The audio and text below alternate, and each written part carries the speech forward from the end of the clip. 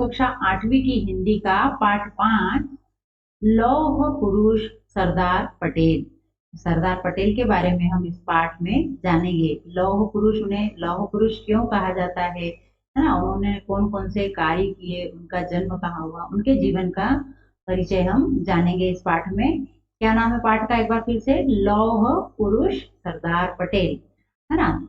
विश्व के प्रमुख राष्ट्र निर्माताओं में सबसे बड़े सम्मान के साथ लिए जाने वाले नामों में सरदार पटेल का नाम अपना विशिष्ट स्थान रखता है।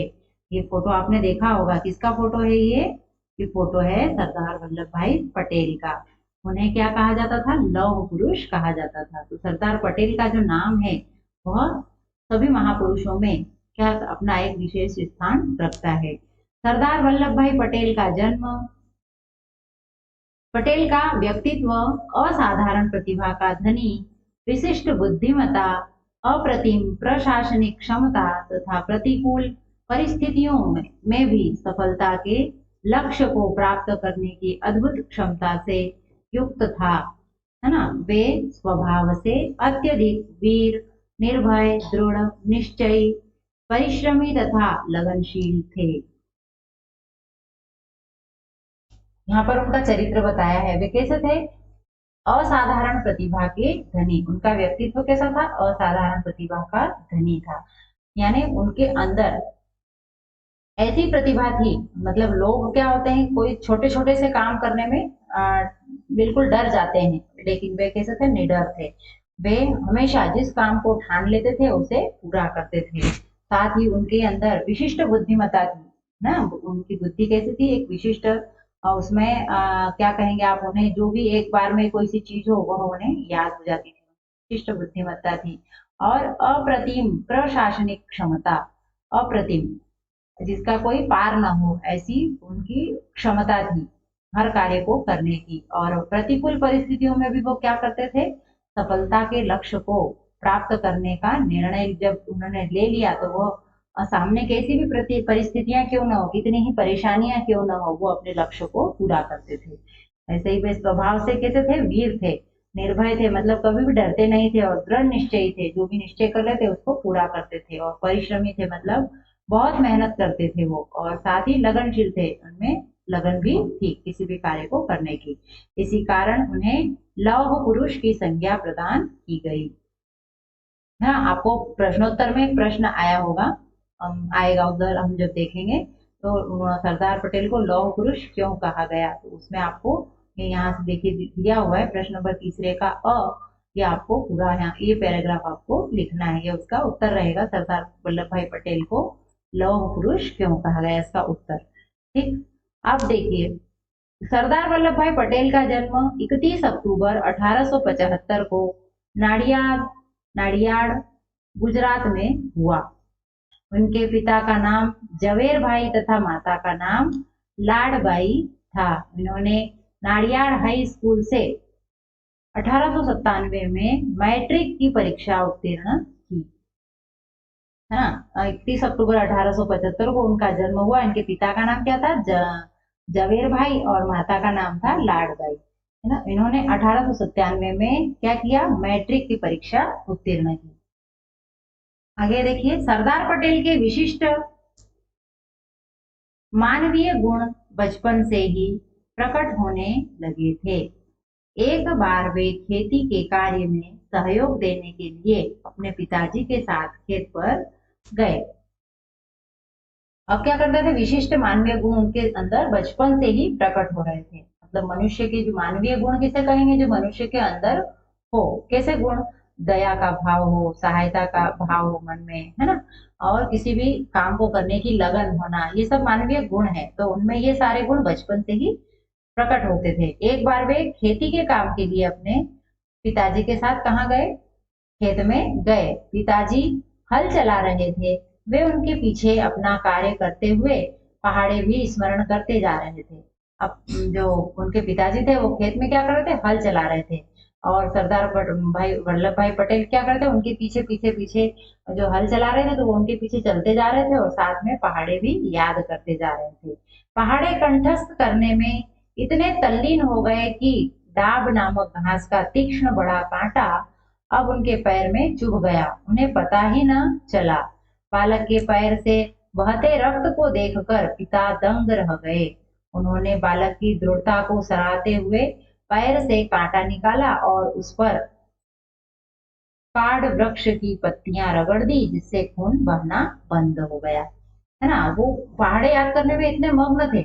हम क्या करते हैं, पढ़ाई करते हैं तो हमारा आधा ध्यान या तो मोबाइल में होता है या टीवी में होता है कि इतना पढ़ लूं फिर इतने बजे ये सीरियल आएगी, या इतना पढ़ लूं फिर पापा का मोबाइल मिलेगा तो मुझे गेम खेलना है। ऐसा नहीं होना चाहिए। हमें क्या होना चाहिए, जो काम हम कर रहे हैं उसमें हमारी तल्लीनता, यानी हम उसमें पूरे के पूरे डूब जाएं, उसको पूरे मन से हम वो काम करें। तो वो पहाड़े याद कर रहे थे, चलते जा रहे थे, वो पहाड़े याद करते जा रहे थे, तो इतने मग्न हो गए थे पहाड़े याद करने में कि जो एक बड़ा सा कांटा डाब नामक जो कांटा था, वो बड़ा डाब नामक घास का एक बड़ा कांटा होता है, वो उनके पाँव में लग गया। उसको लगने से उनके पाँव में से खून बहे जा रहा है, लेकिन उनको इस बात का कोई पता ही नहीं चला कि मेरे पाँव में कांटा चुभ गया या मुझे मेरे पाँव से खून निकल रहा है। वे लगातार चलते रहे। जब उनके पिताजी ने यह देखा कि उनके पैर से रक्त बह रहा है, तो वे दंग रह गए कि इस बच्चे को यह भी पता नहीं चला कि मेरे पाँव में लग गई है, मुझे खून निकल रहा है। यानी वो अपने काम में इतने तल्लीन थे। उन्होंने उनके बालक की दृढ़ता को देखते हुए उन्हें सराहा, उन्होंने उन्हें शाबाशी दी, है ना, कि तुम बहुत अच्छे बालक हो जो अपने काम में मग्न रहते हो। और पैर से उन्होंने कांटा निकाला और एक काढ़ वृक्ष की पत्ती उस पर रगड़ दी, जिससे खून क्या हो जाए, बंद हो जाए। व्यक्तिगत जीवन में सरदार पटेल बड़े ही सहृदयी एवं सच्चे मित्र के रूप में विख्यात थे। वे जिनसे भी मित्रता करते थे या जिनसे ही संबंध बनाते थे उसे निभाते थे। तो वे कैसे थे, बड़े ही सहृदयी, यानी मन से सबका काम करने वाले और सबके मित्र के रूप में विख्यात थे। विषम परिस्थितियों में किसी भी मित्र के काम आने के लिए वे अपने आप को वचनबद्ध मानते थे। भले ही सामने वाला कहे या नहीं कहे, लेकिन वो अपने मित्र की विषम परिस्थिति यानी बुरे समय में हमेशा उसकी सहायता करते थे। उसके ना बुलाने पर भी वह हमेशा उसके बुरे समय में खड़े होते थे। और वास्तव में देखा जाए तो जो भी हमारे मित्र हो, हमें हमारे मित्रों की विषम परिस्थिति में हमेशा उसकी सहायता करनी चाहिए। सार्वजनिक जीवन में लौह पुरुष की संज्ञा प्राप्त करके भी उनका हृदय नारियल के समान बाहर से कठोर और अंदर से कोमल था। उनको लौह पुरुष की संज्ञा दी गई थी, है ना, तो इसका मतलब ये नहीं कि वो उनका मन भी लोहे के समान कठोर था। वे बाहर से कठोर दिखाई देते थे, लेकिन अंदर से, जिस प्रकार नारियल क्या होता है, बाहर से बहुत कठोर होता है, लेकिन उसके अंदर क्या होता है, अंदर उसके निर्मल जल होता है, और वह अंदर से कैसा होता है, कोमल होता है। वैसे ही सरदार पटेल भी बाहर से कठोर थे और अंदर से उनका हृदय नारियल के समान ही कोमल था। वे किसी भी विषय, भाव या विचार को तत्काल समझ जाते तथा अगले ही क्षण तद अनुरूप कार्यवाही करते थे। सामने वाले का क्या मन है ना, वह उनके भाव को तत्काल समझ जाते थे। उनका भाव क्या है, वह ऐसा तत्काल समझ जाते थे और उसके अनुरूप ही तुरंत कार्य करना शुरू कर देते थे। सरदार पटेल प्रतिक्षण सजग, सचेष्ट और स्फूर्तिवान रहते थे। वे स्वस्थ हो या अस्वस्थ, सोते हो या जागते, हाँ, वो क्या करते थे, हमेशा कैसे रहते थे, सजग।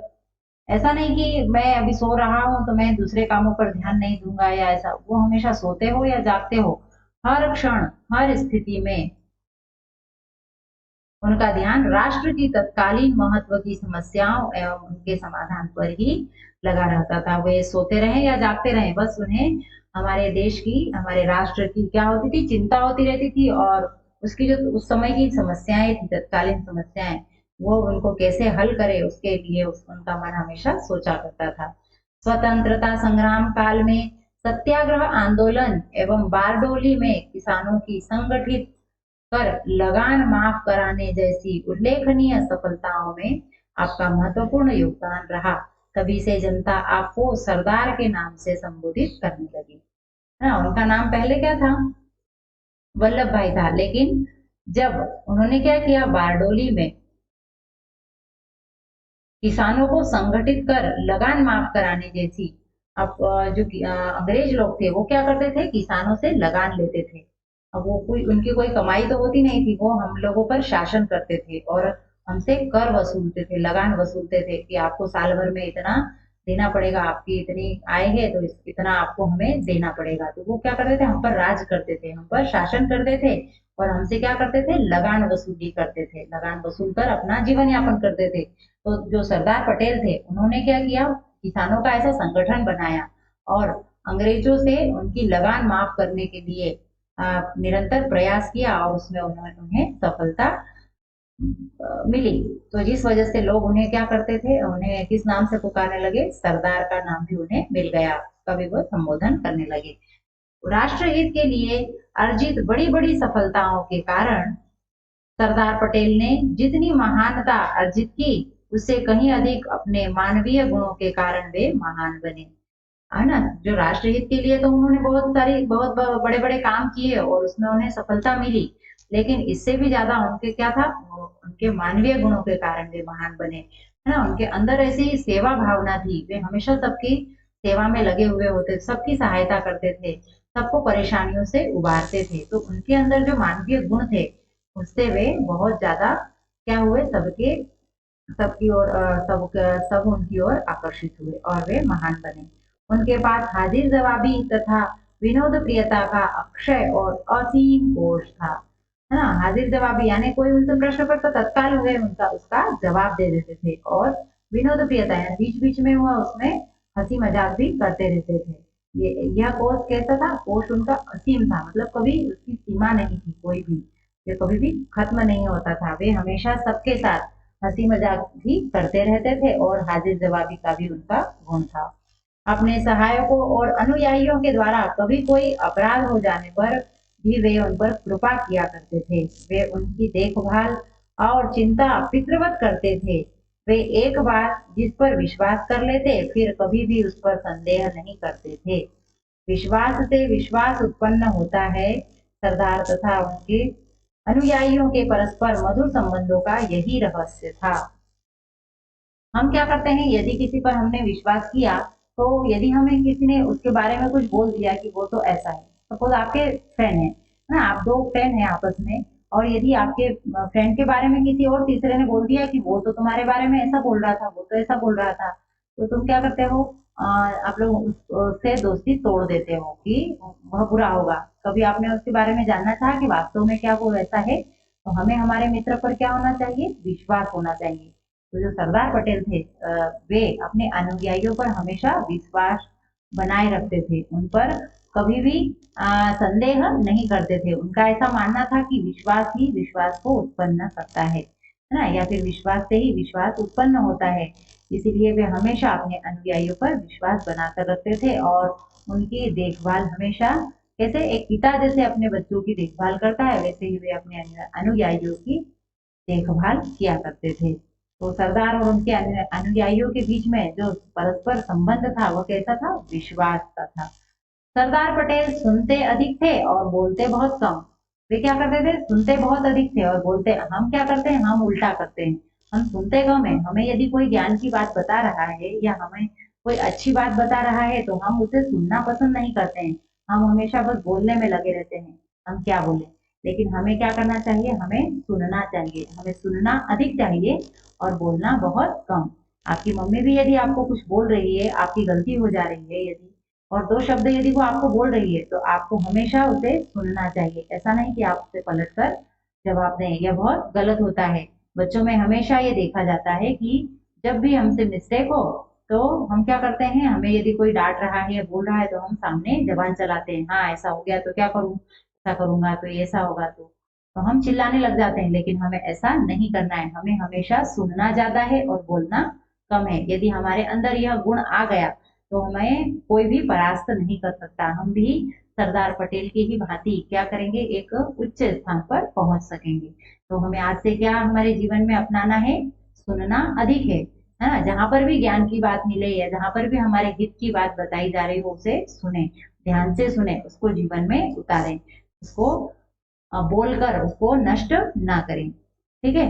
तो वे जब बोलते थे तो किसी महत्वपूर्ण कार्य के क्रियान्वयन की घोषणा करते थे। वो ऐसे नहीं बोलते थे, है ना, वो जब भी बोलते थे क्या करते थे, कोई महत्वपूर्ण कार्य को करने की घोषणा करते थे कि मैं ऐसा करूंगा, और उस घोषणा को वो हमेशा उस पर अडिग रहते थे जब तक वो घोषणा उन्होंने जो की है वह कार्य जब तक पूरा नहीं होता वह तब तक उसमें लगे रहते थे, जो मानो युद्ध घोष के समान ही होता था।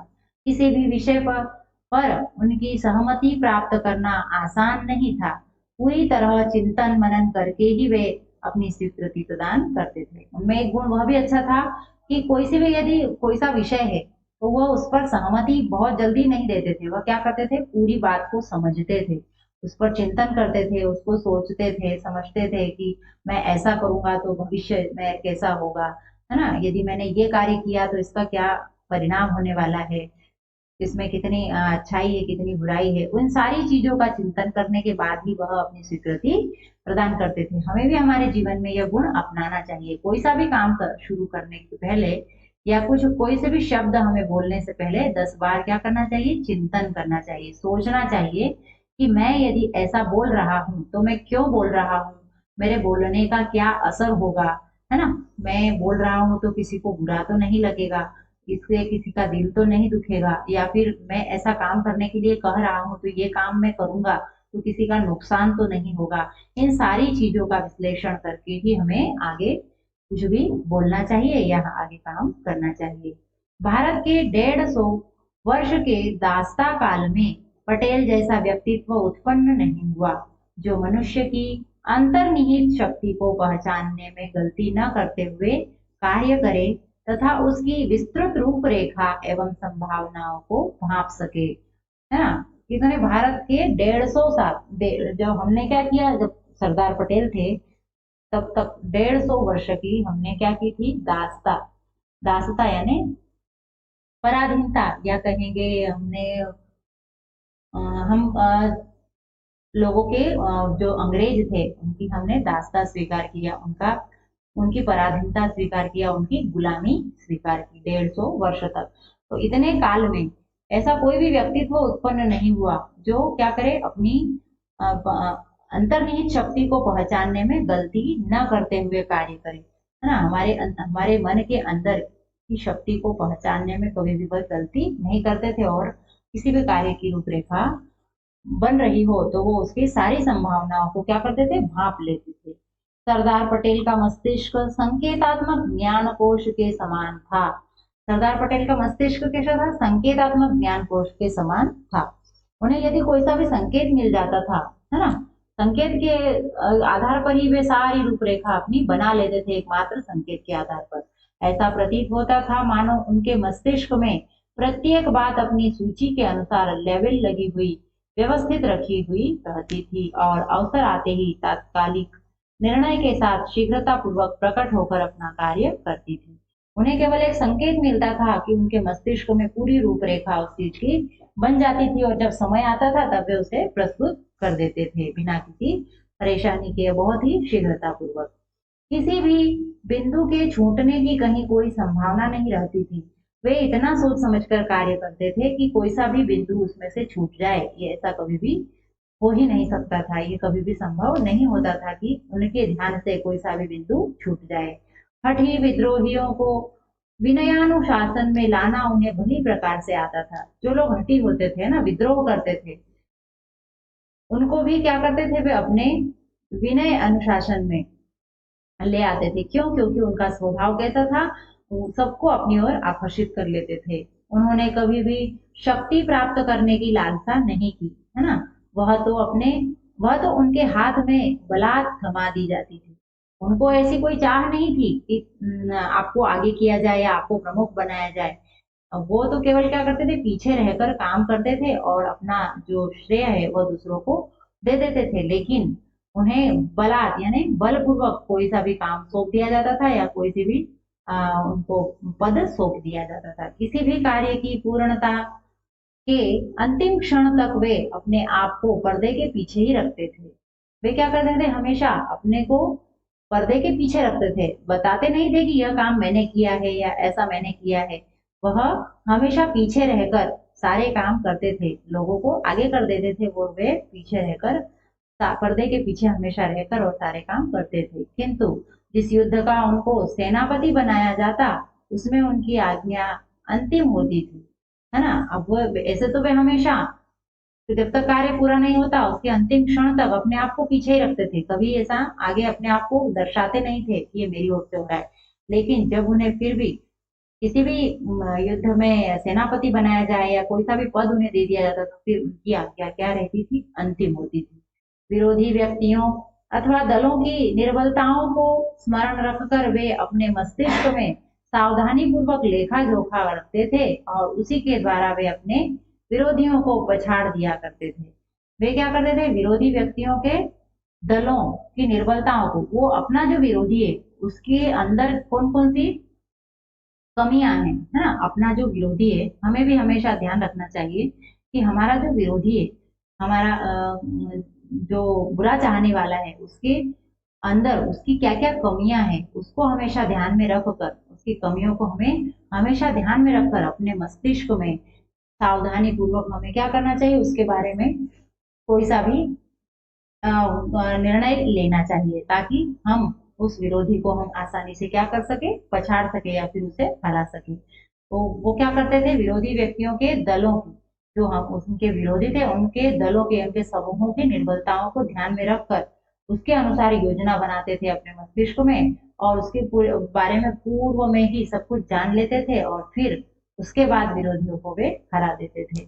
स्वतंत्रता प्राप्ति के पश्चात प्रथम गृह मंत्री के पद को सुशोभित करते हुए जो महत्वपूर्ण कार्य सरदार पटेल ने किए, उनमें से प्रमुख हैं देशी रियासतों का एकीकरण, है ना। उनको क्या बनाया गया, सरदार पटेल को गृह मंत्री, प्रथम गृह मंत्री कौन बने थे, सरदार पटेल।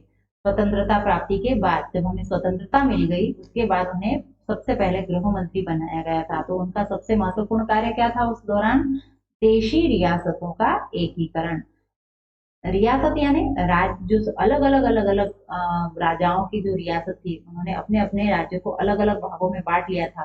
तो उन्होंने क्या किया, उन सबका एकीकरण किया, उनको एक जगह लाने की, एक ध्वज के छत्र या एक छत्र के नीचे लाने का प्रयास किया। अंग्रेज भारत छोड़ते समय 500 से अधिक रियासतों को स्वतंत्र छोड़ गए थे, है ना। जब उन्होंने अब भारत छोड़ा अंग्रेजों ने, तो 500 से अधिक रियासतें थी अलग अलग टुकड़ों में बटी हुई। स्वतंत्र भारत के सामने इनकी समस्या ने विकट रूप धारण कर लिया। सरदार पटेल ने अपनी कुशल राजनीति सूझबूझ से इन सभी रियासतों का एकीकरण करके उस समस्या का निदान चुटकियों में कर डाला। अब जब अंग्रेज तो चले गए लेकिन 500 रियासतों को अलग अलग छोड़कर चले गए थे वो, और इन 500 रियासतों के कार्यभार को संभालना बहुत ही मुश्किल था। लेकिन जो सरदार पटेल थे उन्होंने अपनी कुशल राजनीति और अपनी सूझबूझ से इन सभी रियासतों को एक कर दिया, है ना, और सारी समस्या का निदान चुटकियों में कर दिया। सरदार पटेल एक उदार नेता, विनयशील अनुयायी, कृपालु मित्र एवं श्रेष्ठ राष्ट्र निर्माता थे। कैसे थे वे, उदार नेता थे, कैसे थे, उदार, उनके मन में उदारता का भाव था। वो विनयशील भी थे, हमेशा विनम्रता के साथ सबके साथ व्यवहार करते थे, कृपा भी करते थे और अपने मित्रों के साथ बहुत अच्छा व्यवहार करते थे। वे अपने चरण दृढ़ता के साथ भूमि पर जमाकर राष्ट्र निर्माण में संपूर्ण शक्ति से योगदान देते थे। वे क्या करते थे, हमेशा राष्ट्र के निर्माण के लिए अपना योगदान देते रहते थे, और ऐसा योगदान कि वो कभी भी अपने चरण उस दृढ़ता के साथ वहां रखते थे और कभी भी हटाते नहीं थे।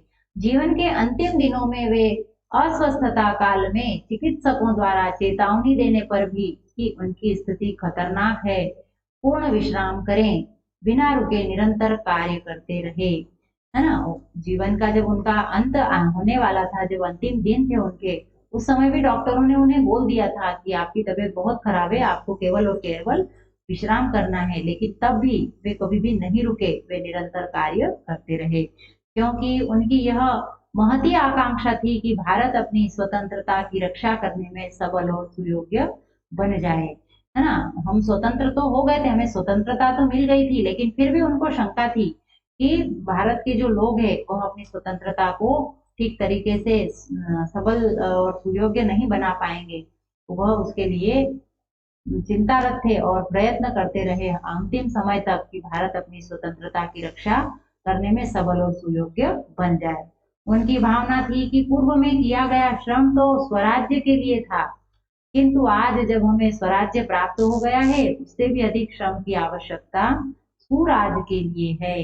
उनकी क्या मान्यता थी कि हमें स्वराज्य तो मिल गया, स्वराज्य यानी अपना राज्य। पहले क्या था, अंग्रेजों का राज्य था, उनकी गुलामी थी, उनको देश से भगाकर उन्होंने स्वराज्य तो प्राप्त कर लिया, किंतु इस स्वराज्य को, इस प्राप्त हुए स्वराज्य को बचा कर रखना और इसको अच्छा राज बनाना, यह बहुत परिश्रम की और बहुत ही मेहनत की आवश्यकता है इसको अच्छा राज बनाने में।